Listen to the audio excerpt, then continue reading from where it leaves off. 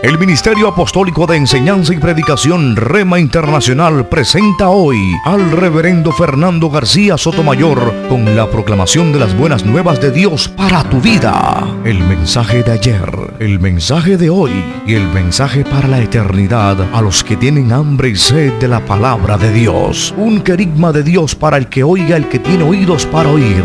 Escuche el dabar del Eterno a las naciones. Ahora es el tiempo para recibir el rema del Espíritu Santo a tu espíritu. Escuchemos con fe la memra del Señor para el alma. Hechos capítulo 20 y el verso 35. Y dice así la bendita palabra del Señor. En todo os he demostrado que trabajando así es necesario apoyar a los débiles y tener presente las palabras del Señor Jesús que dijo: más bienaventurado es dar que recibir. Amén. Amén. Oremos. Padre, gracias te damos por tu palabra. Te adoramos, Señor, te exaltamos, bendecimos tu santo nombre. Y te rogamos, Señor, que por la exposición de tu palabra, tú nos bendigas. Abre nuestros sentidos espirituales y edifícanos, Señor. Edifícanos por medio de tu espíritu. Guíanos hacia todo aquello que es verdadero, que es sano, que es recto y que contribuya a nuestra edificación personal y espiritual. Te lo rogamos, Padre, en el nombre de Cristo Jesús, y todos decimos amén. Tome su lugar, por favor. Siéntase cómodo y no se distraiga. Bajo el tema la bienaventuranza de dar, vamos a tener esta reflexión. La bienaventuranza de dar. He aquí el secreto para prosperar. ¿Cuál es el secreto para prosperar? Es dar. Es un principio. Por eso la prosperidad que viene de Dios está basada en la obediencia a sus principios. No es el producto de una buena administración, de recursos financieros, de habilidades financieras. La prosperidad financiera no es el producto de conocer de pronto algunos dogmas, algunos conceptos financieros, algunos tratados de especialistas en finanzas. No, la prosperidad es un don. La Biblia lo define como un don de generosidad. Y la persona que tiene este don de ser generoso es una persona que directo va hacia la prosperidad. Y no solo financiera, sino en todo lo que emprenda. En todo proyecto que emprenda, esa persona está destinada al éxito. ¿Cuántos lo creen, hermanos? Vamos a escuchar algunos pensamientos introductorios que nos van a ir guiando progresivamente hacia nuestros argumentos principales. En las páginas de la Sagrada Escritura descubrimos el secreto para tener prosperidad financiera. Ok, ¿cuál es el secreto? Ya lo hemos dicho, ¿no? Consiste en dar, dar, dar. Jesús lo dijo: dad y se os dará. ¿Y cómo debemos dar? Con una medida, ¿cómo? Apretada, remecida y rebosante. Y si tú das con esas medidas, de la misma manera vas a ser retribuido. Amén. Continuamos. En su plan de redención, Dios proveyó para suplir nuestras necesidades espirituales, mentales y también físicas y terrenales. Amén. Cuando la Biblia habla de redención, no solamente se refiere a nuestro cuerpo espiritual, nuestras necesidades espirituales.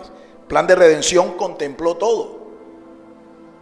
Redimió nuestro estatus aquí en esta tierra. Cuando Dios creó al hombre, lo creó y lo estableció como gobernante, co-gobernante. El hombre era virrey de esta creación.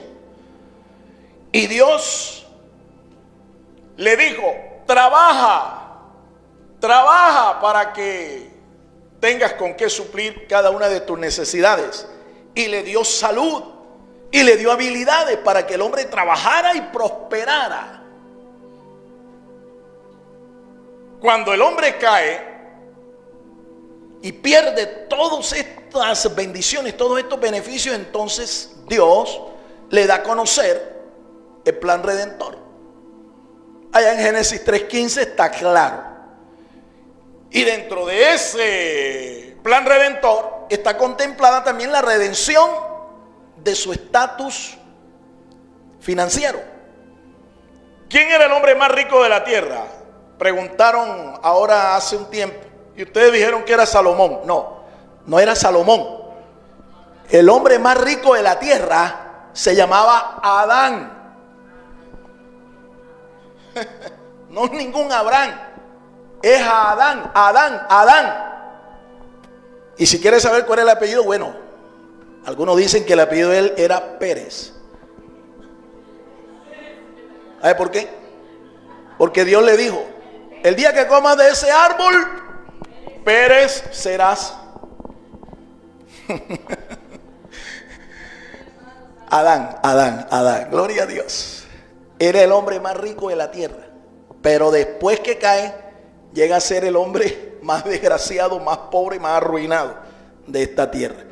Tanto que para poder generar el sustento diario, Dios le dice: tienes que trabajar, y ahora tienes que hacerlo sudando. Vas a sudar más que un camello. Por eso es que algunos creen que trabajar es una maldición. Pero no. Mucho antes de que Dios le dijera a Adán que iba a trabajar ahora con el sudor de su frente, la tierra, y la tierra lo que le iba a generar, a menos que la trabajara, que la cultivara, eran cardos y espinos. Dios le había dicho al hombre que trabajara cuidando el huerto. A su nombre, a su nombre. Dios, de sus abundantes riquezas, suple para satisfacer todas nuestras necesidades. Dios también instruyó la forma de acercarnos a Él para alcanzar su favor. Por eso encontramos un sistema de ofrendas y sacrificios desde el Antiguo Testamento para que su pueblo pudiera alcanzar su gracia. Amén. De su inmenso tesoro de riquezas, Dios proveyó la forma para que nosotros supliéramos todas nuestras necesidades. Todas y cada una. Cuando hablamos de todas, no solamente nos estamos refiriendo a necesidades espirituales. Son todas nuestras necesidades. Pues recuerden que el hombre fue creado como un ser que tenía un cuerpo físico y un cuerpo espiritual. El cuerpo físico tiene necesidades físicas. El cuerpo espiritual tiene necesidades espirituales. Entonces, Dios le instruye al hombre para que el hombre tenga la forma de acercarse a Dios y obtener su favor. ¿Cuál fue la forma entonces en la que Dios establece a Adán un mecanismo, una forma de acercarse a Él y recibir de Él su favor? Las ofrendas, los sacrificios. Eso es lo que son los sacrificios, eso es lo que son las ofrendas. Formas de acercarse a Dios, buscando su favor, buscando su bendición. Ese es el concepto bíblico de lo que son las ofrendas. Continuemos. Para el cristiano es necesario saber qué tipo de ofrendas quedaron clavadas en la cruz y qué tipo de ofrendas trascendieron la cruz. Muy bien, en el Antiguo Testamento vamos a conocer, así a vuelo de pájaro, que hay por lo menos 5 tipos de ofrendas, pero hay 3 que son ofrendas que nuestro Señor en la cruz de Calvario, cuando Él consumó la expiación a favor de nosotros, los creyentes, de esas 5, 3 quedaron allí. Él las cumplió debidamente en su obra expiatoria, pero hay 2 que trascendieron la cruz. Las vamos a aprender en esta hora. Continuamos. Conozcamos el significado etimológico de la expresión ofrenda en las Sagradas Escrituras. Ok, entonces, la palabra ofrenda aparece en la Biblia, por lo menos en el Antiguo Testamento, solamente en el Antiguo Testamento aparece 369 veces. 369 veces. Pero lastimosamente, lamentablemente, nuestros traductores no nos dejaron ver cuál es el vocablo específico que tradujeron como ofrendas. No nos dejaron ver cuál vocablo específico es, y resulta que en el hebreo no hay una sola expresión para atribuirla a una ofrenda. Hay por lo menos 3 expresiones. Pero los traductores bíblicos, cada vez que vieron ofrenda o el vocablo atribuido a una clase de ofrenda, ellos tradujeron todo igual: ofrenda, ofrenda, ofrenda, ofrenda. Pero hoy vamos a ver, desde el punto de vista etimológico de los vocablos hebreos, vamos a ver su significado y cuántas clases de ofrendas son.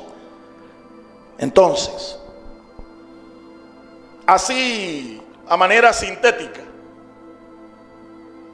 son 3 los vocablos en hebreo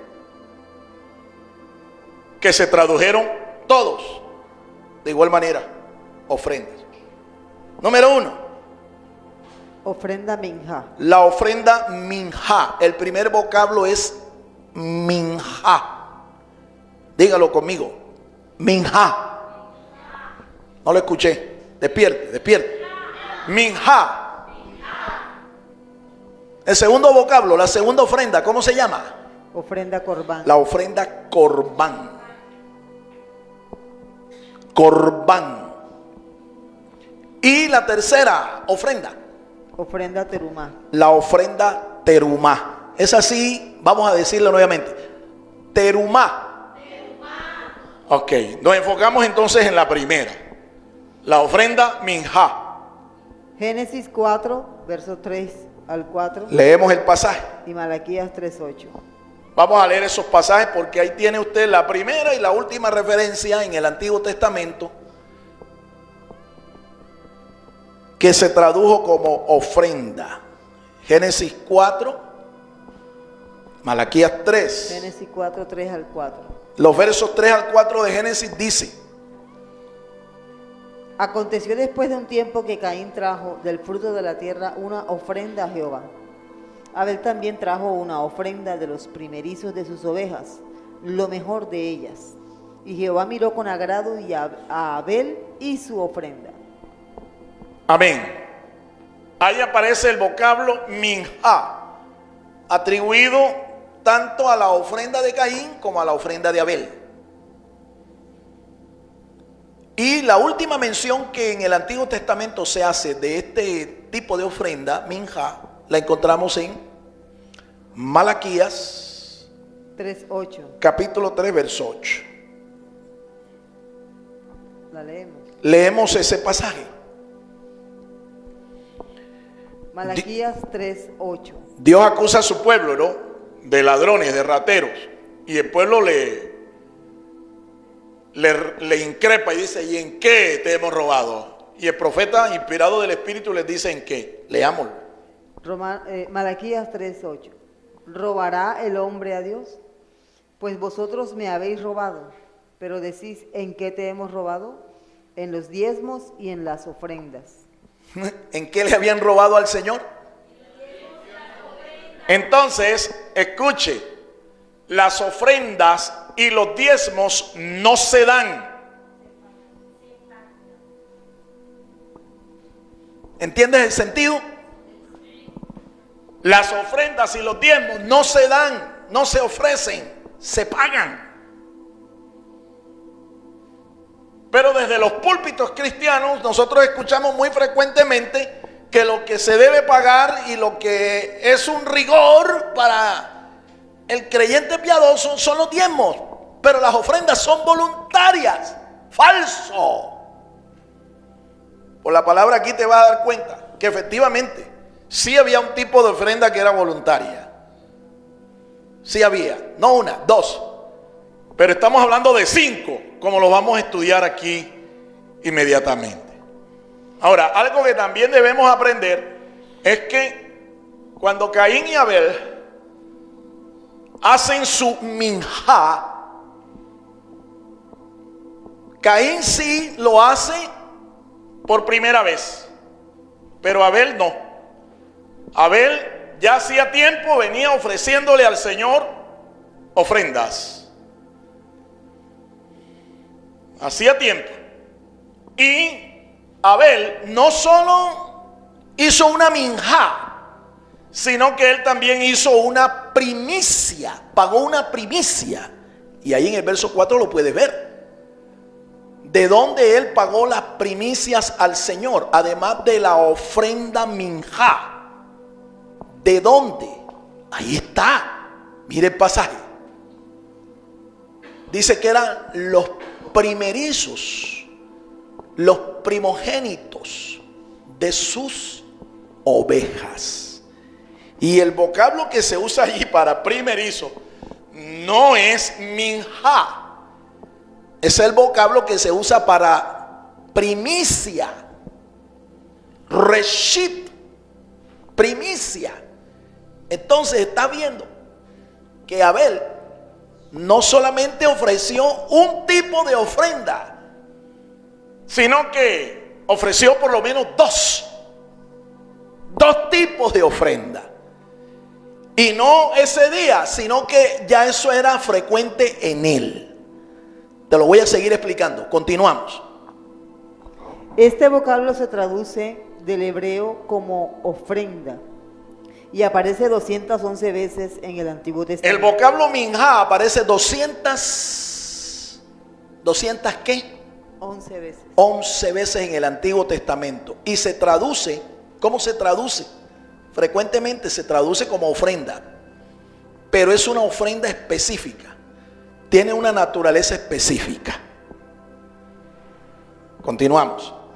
La expresión minjá se escribe con las letras hebreas mem, nun, het, hei, y su valor numérico reducido es 4. Ok. Minjá, expresión hebrea, se escribe con las letras men, nun, het y hei. Y tiene un valor numérico, ustedes lo saben. Ese valor numérico se reduce y nos lleva al número 4. Si nosotros queremos saber qué implicancia espiritual tiene esto, pues miramos la letra número 4 en el alefato y es la letra Dalet. Y la letra Dalet tiene un pictograma, una puerta. ¿Y para qué sirve una puerta? Para entrar o salir. Es algo que nos sirve para tener acceso a algo. Una puerta también nos conecta, establece una especie de conexión, ¿sí? Cuando yo cojo una puerta y la atravieso, ya sea para entrar o para salir, yo me conecto con algo que está fuera de la puerta. Tenga presente eso, porque hay otro tipo de ofrenda que tiene exactamente el mismo valor. Y no es casualidad que tenga el mismo valor. Más adelante vas a ver que el vocablo terumá también suma 4. No es casualidad, es que esas dos ofrendas son las que trascienden la cruz. Y no solo eso, sino que eran las únicas ofrendas que eran voluntarias. No era obligatorio, eran voluntarias. La ofrenda minjá, que se hacía con cereales, como lo vamos a ver, y la ofrenda terumá, que eran ofrendas básicamente que consistían en contribuciones económicas, dinero, contribuciones económicas. Pero continuemos analizando este tipo de ofrenda. Estamos analizando y estudiando el primer tipo de ofrenda, que son las ofrendas minjá. A este tipo de ofrenda pertenecen las ofrendas de frutos, cereales y libaciones, aceite y vino. Esta ofrenda era voluntaria. Ok, si se da cuenta. Cuando se decidía ofrecer a Dios una ofrenda minjá, se hacía con frutos, cereales, frutos, cereales, a veces crudos, a veces cocidos. Se hacía también en forma líquida y se hacía con vino, se hacía con agua y se hacía con aceite. Eran ofrendas líquidas. Jacob hizo una libación, derramó sobre un altar de piedra. Allá en el libro de Génesis lo vemos, capítulo 30. Jacob hizo un altar e hizo una libación, una ofrenda líquida, una minjá, y derramó aceite. David, en una ocasión, peleando contra los filisteos, David dijo: oh, ¿quién me diera de beber? Y dos de sus escoltas, dos de sus generales, de los 70 que tenía David, corrió en medio del campamento de los filisteos. Corrieron, atravesaron el campamento y le trajeron al rey el vaso con agua que él quería. ¿Qué hizo el rey? Dijo: no, yo no soy capaz de tomarme esto sabiendo que estos valientes expusieron su vida. ¿Y qué hizo el rey? La derramó como una libación para el Señor. Eso es una minjá. Su nombre es libación. Nuestro Señor Jesús de Nazaret hizo también una ofrenda libatoria, una ofrenda líquida. ¿Cuándo lo hizo? ¿Se acuerdan cuando Él fue crucificado? Él muere y los soldados romanos se acercan a la cruz para confirmar que estaba muerto, porque si no estaba muerto había que quebrarle las piernas y así acelerar el martirio, la muerte. Pero se dieron cuenta que ya él estaba muerto, y para confirmarlo, ¿qué hacen? Cogen con una lanza y le atraviesan el pecho, el costado, del lado del corazón. ¿Y qué salió del costado de nuestro maestro? ¿Qué salió? Así dice la Biblia. Eso es una ofrenda líquida. Jesús también hizo su ofrenda delante del Señor.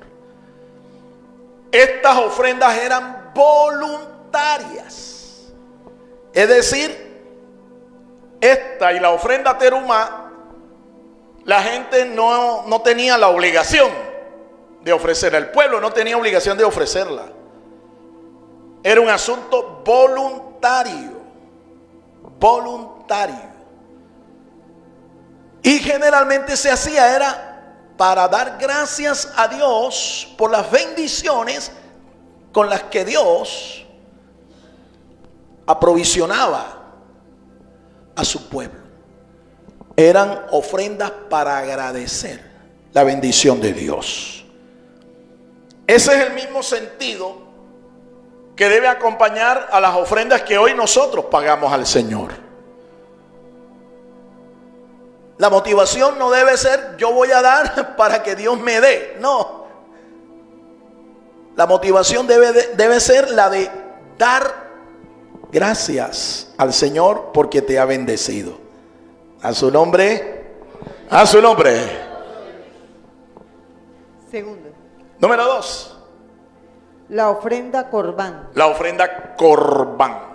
Levítico 1:2, Nehemías 10:34. Ahí está la primera y la última referencia de este vocablo, corbán, en el Antiguo Testamento. Ustedes saben que allá en el Evangelio de Marcos, capítulo 7, el Señor Jesús la mencionó, la ofrenda corbán. Pero aquí nos estamos remitiendo a las escrituras del Antiguo Pacto. Y esta es la primera y es la última referencia que se hace de este tipo de ofrenda, corbán. La expresión cuando se dice así, corbán, es singular. Pero cuando es plural, porque es que la ofrenda corbán no es una sola, por lo menos son 3. Entonces no se dice corbán, sino corbanot. Las ofrendas corbanot. Vamos a seguir describiendo esta segunda expresión, corbán, que es singular. Esta expresión se traduce como ofrenda del hebreo y estaba representada por medio de sacrificio de animales limpios con el propósito de acercarse a Dios. Muy bien.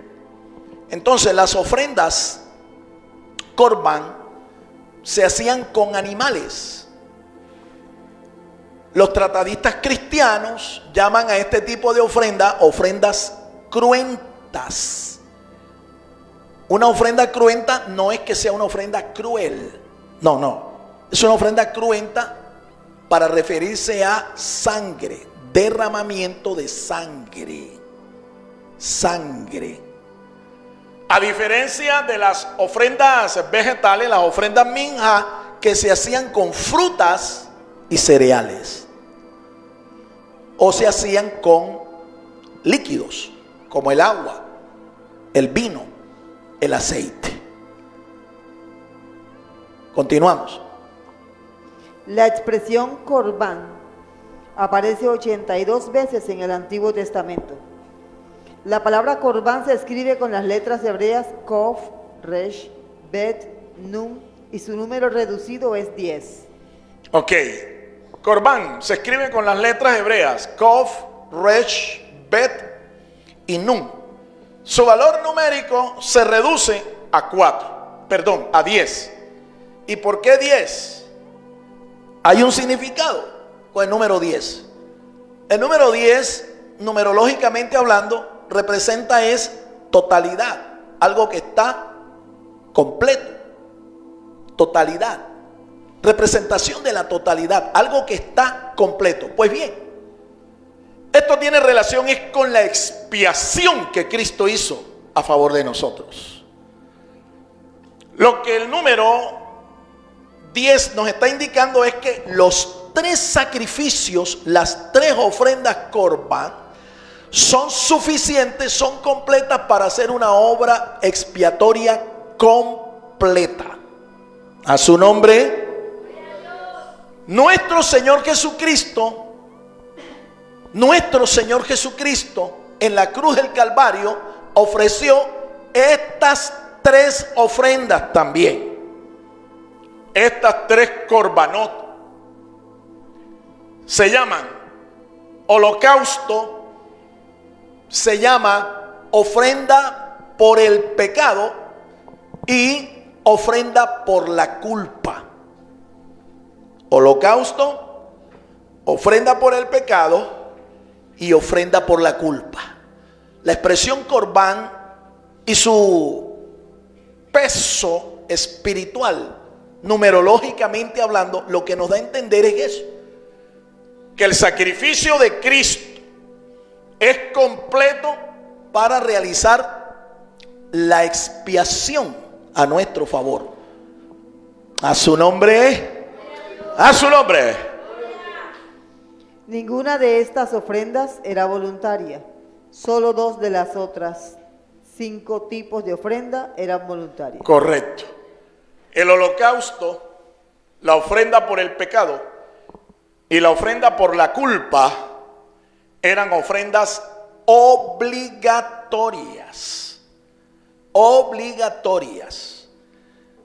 De manera que cuando una persona quería expiar, cubrir, lograr que la ira de Dios se calmara por causa de su pecado, por causa de la infracción de la ley de Dios, tenían que presentarse con un sacrificio, un animal limpio. Tenía que sacrificar el animal, tenía que llegar a un sacerdote. El sacerdote tomaba el animal, lo sacrificaba, lo examinaba, y después de sacrificarlo, una parte de esa ofrenda, ese sacrificio, la tomaba el sacerdote por mandato de Dios. La otra se quemaba en el altar como una ofrenda encendida, y con la sangre llegaba al altar del sacrificio, y así se hacía expiación. Ahora, una vez al año, el sumo sacerdote, en el día de la expiación, que en la Biblia está mal traducido porque no es una sola expiación la que se hacía allí, eran 2. El sumo sacerdote, una vez al año, en el día de Yom Kippur, el día del perdón, tenía que hacer 2 expiaciones, una por él y su familia y una por todo el pueblo. Por eso se llama el día de las expiaciones. Una vez al año lo hacía. ¿Qué hacía el sumo sacerdote? Con la sangre del animal que se sacrificaba,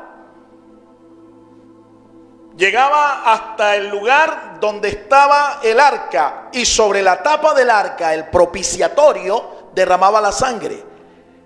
Y de esta manera era que el pecador alcanzaba el perdón.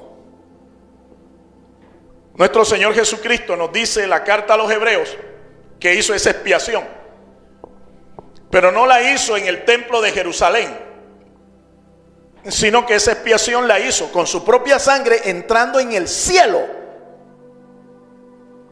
De manera que el sacrificio de Cristo es realmente el sacrificio de Dios, el sacrificio del Cordero de Dios, que sustituyó a todos los demás sacrificios expiatorios por medio de estas ofrendas.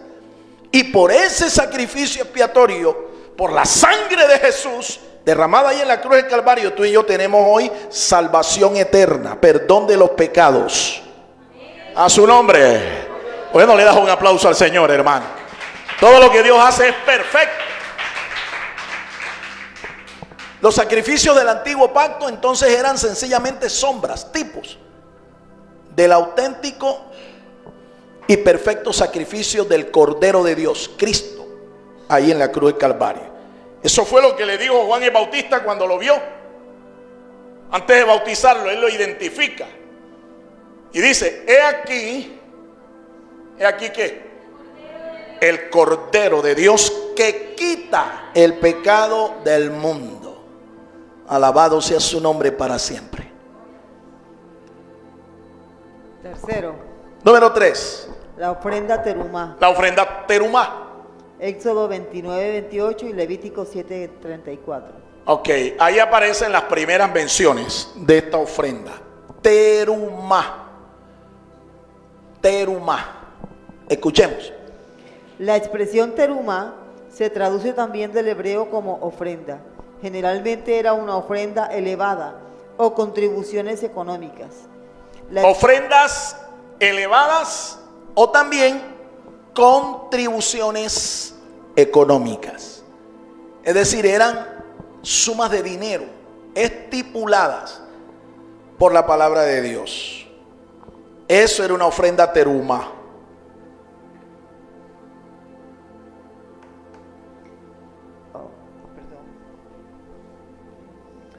La expresión terumá se registra 76 veces en las escrituras del Antiguo Pacto.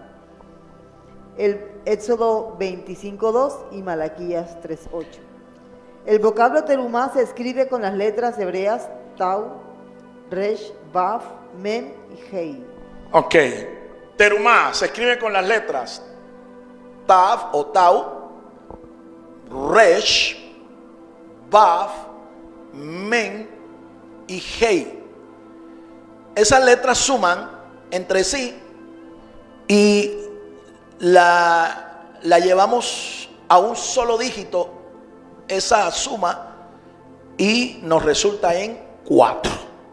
Exactamente el mismo valor que tienen las ofrendas minjá, 4. Y sabemos que 4 apunta a la letra Dalet, y el pictograma de la letra Dalet nos habla de una puerta. Y hemos explicado que por eso no es casualidad que estas dos ofrendas, que son las voluntarias, son las que establecen entonces comunión, conexión, acceso a la misma presencia de Dios. Resulta que el vocablo terumá tiene una raíz, la raíz hebrea rum, que significa conexión o levantamiento, acercamiento, levantamiento. Algo que se levanta, algo que sube a la presencia del Señor. Estas son las dos ofrendas que trascienden la cruz del Calvario. A este tipo de ofrenda pertenece la ofrenda de paz, Levítico 3:17. Ofrenda de paz, las ofrendas Shelem, se dice en hebreo. Shelem, de donde viene la palabra hebrea Shalom, que frecuentemente se traduce como paz. Pero resulta que esa expresión es más que paz.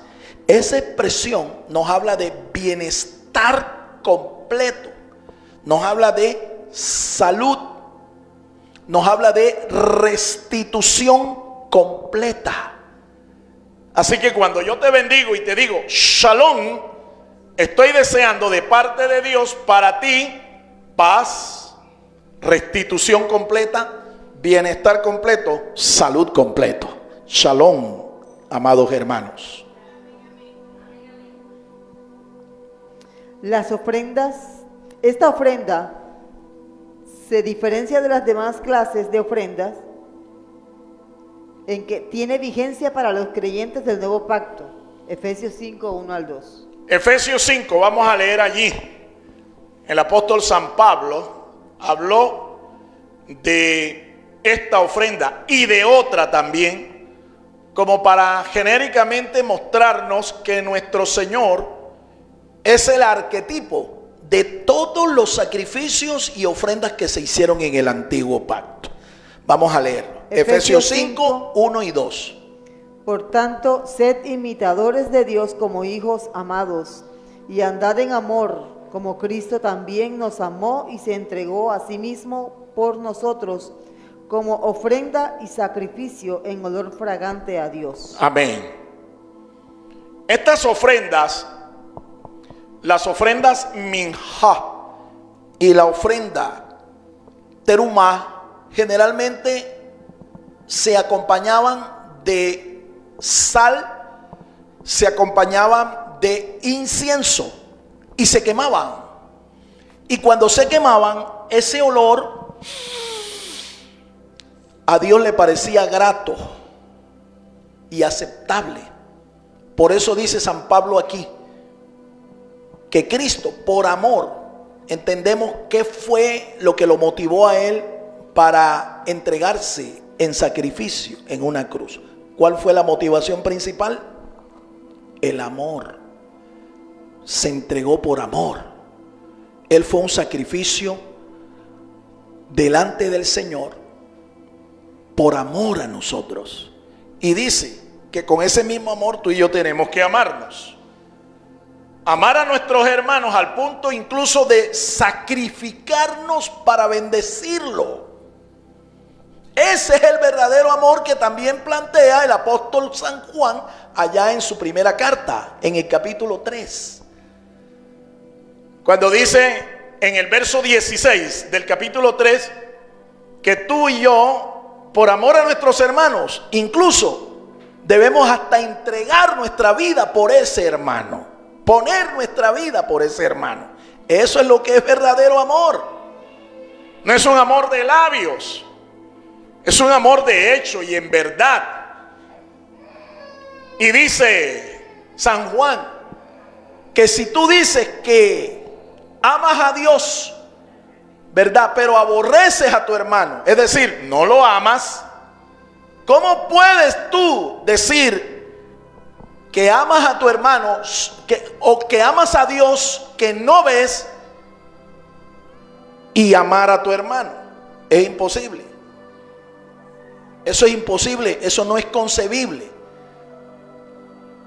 Entonces, si yo digo que yo tengo el amor de Dios en mi corazón y digo que amo a mi hermano, yo tengo que realmente, por una sencilla demostración,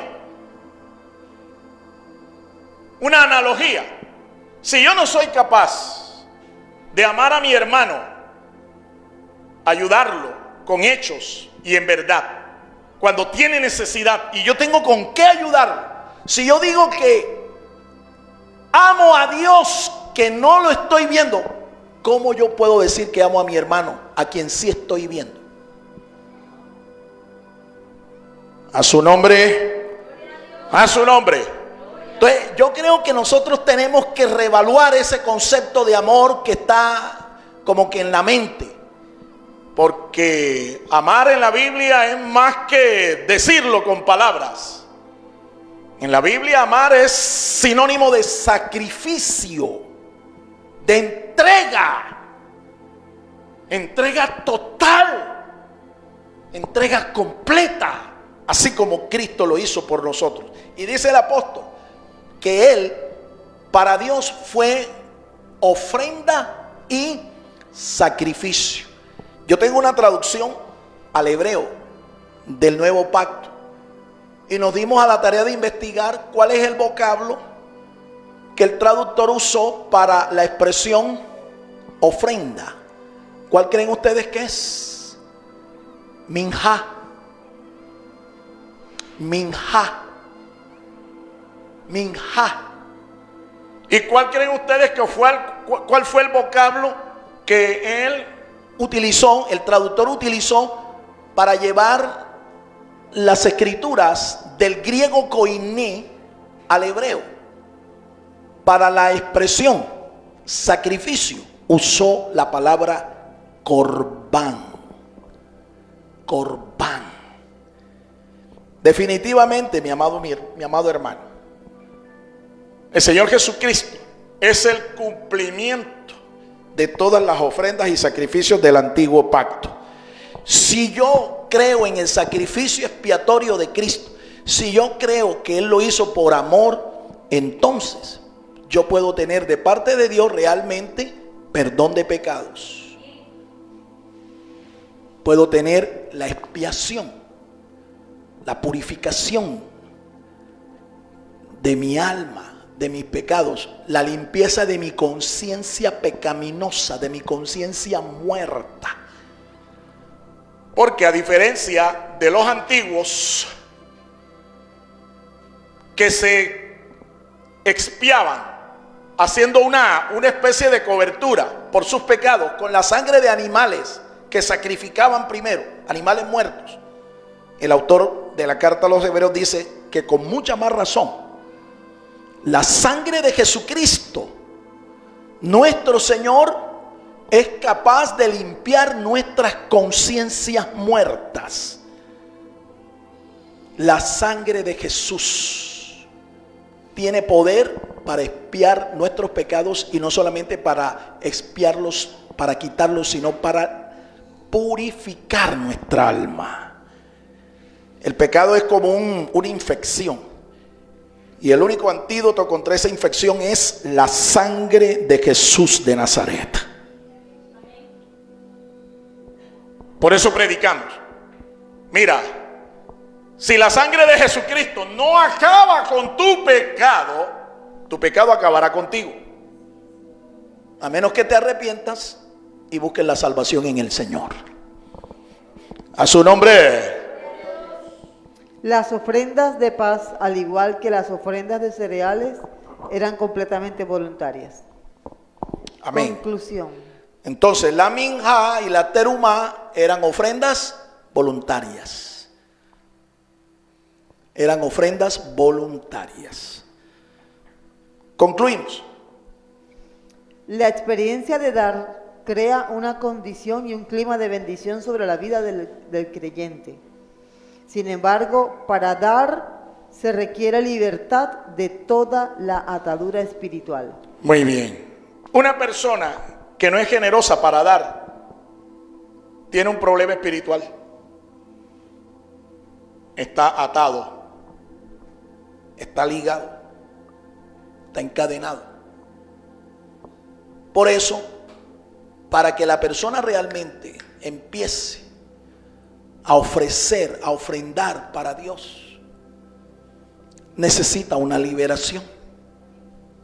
Hay que romper esa atadura espiritual. ¿Por qué muchas personas no son generosas para dar en la obra de Dios? No es solamente porque, como decimos, una persona ruin, una persona, eso es más duro que un balín. No lo hacen es porque están atados espiritualmente. Pregúntate.